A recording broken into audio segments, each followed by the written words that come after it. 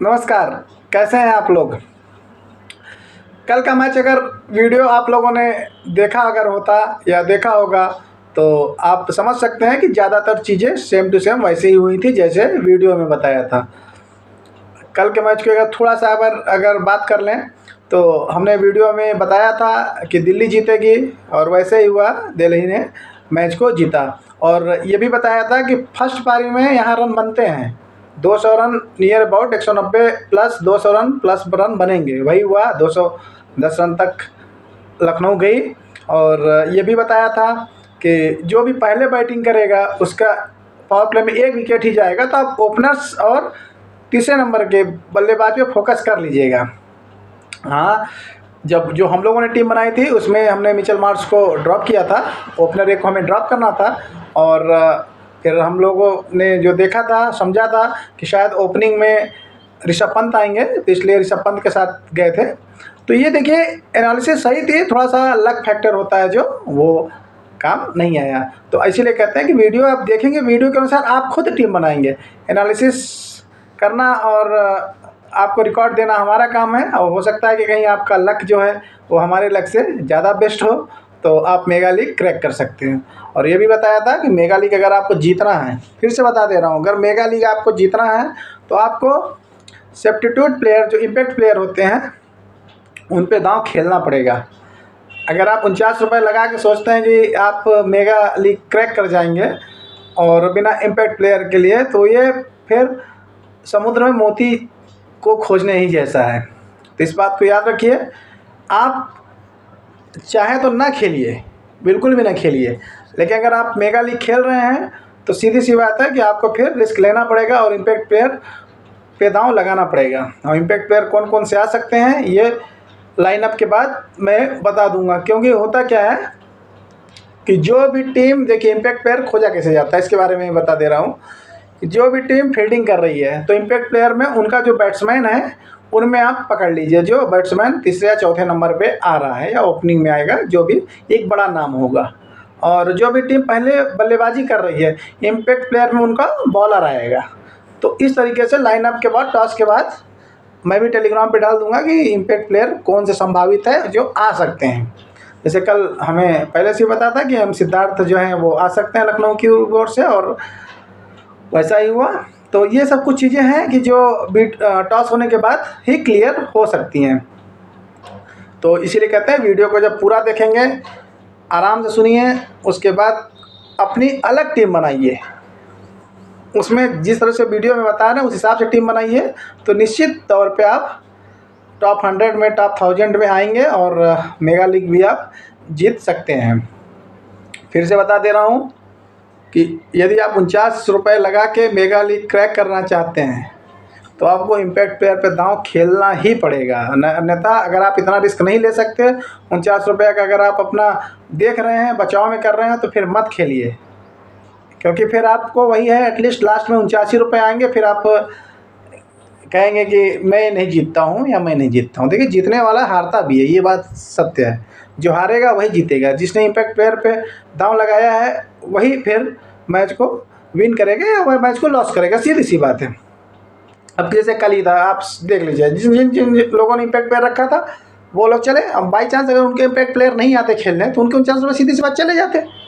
तो अगर आपको जीतना है तो फिर हारने का मोह छोड़ना पड़ेगा। और आज की अगर मैच की हम बात कर लेते हैं तो देखिए आज का जो मैच है वो गुजरात और पंजाब के बीच में खेला जाना है। स्टेडियम बदल गया है, स्टेडियम की बात कर रहे हैं तो ये मैच अहमदाबाद में होगा, नरेंद्र मोदी स्टेडियम में ये मैच खेला जाना है। और यहाँ पे अगर मैं रिकॉर्ड की बात बता दूँ तो जो भी टीम पहले टॉस जीतेगी वो फील्डिंग करेगी।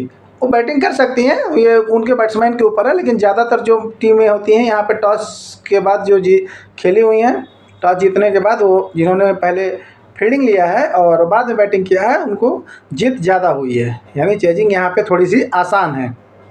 और टोटल यहाँ पे देखेंगे तो 35 मैच हुए, जिसमें फर्स्ट पारी में 14 बार फर्स्ट पारी में जीते हैं और 20 बार जो है वो सेकेंड पारी में मैच को विन किया है। तो देख सकते हैं कि चेजिंग थोड़ी सी आसान है। और इसमें इस यहाँ पे हो क्या रहा है, पहली मैं बात बता दूं कि यहाँ का जो स्टेडियम है थोड़ा सा पिछली बार की तुलना में छोटा कर दिया गया है। तो संभावित है कि रन ज़्यादा बनेंगे। अगर आप इससे पहले जो मैचेस हुए थे उस हिसाब से कि बड़ा स्टेडियम होता है और थोड़ा रन कम बनते हैं, तो आप अपना समझ लीजिएगा कि स्टेडियम को जो है वो थोड़ा सा बाउंड्री लाइन जो है उसको थोड़ी सी छोटी कर दी गई है कि रन ज़्यादा बने। और जब ज़्यादा रन बनेंगे तो दर्शकों को मज़ा आएगा और आईपीएल का जो मेन है वो चीज़ उनका सार्थक होगा। और यहाँ पे देखिए होता क्या है, इस बारे में मैं क्लियर कर देना चाहता हूँ कि नॉर्मली 200 रन यहाँ पे भी बनेंगे। और जो पिच की अगर बात कर लें तो अहमदाबाद में काली मिट्टी की पिचेस हैं, तो जब काली मिट्टी की पिच है तो थोड़ा सा बैटिंग आसान रहती है और स्पिनर्स को बहुत कम ही मदद यहाँ पे मिलती है।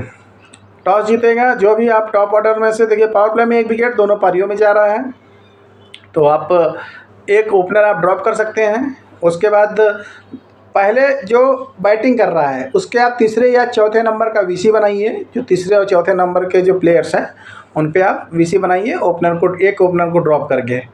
और जो सेकंड पारी में बैटिंग करने आ रही है उनके आप ओपनर्स में को आप कप्तान बना दीजिए बारी बारी से। तो ये आपका 70 से 80% काम यहीं से हो गया है।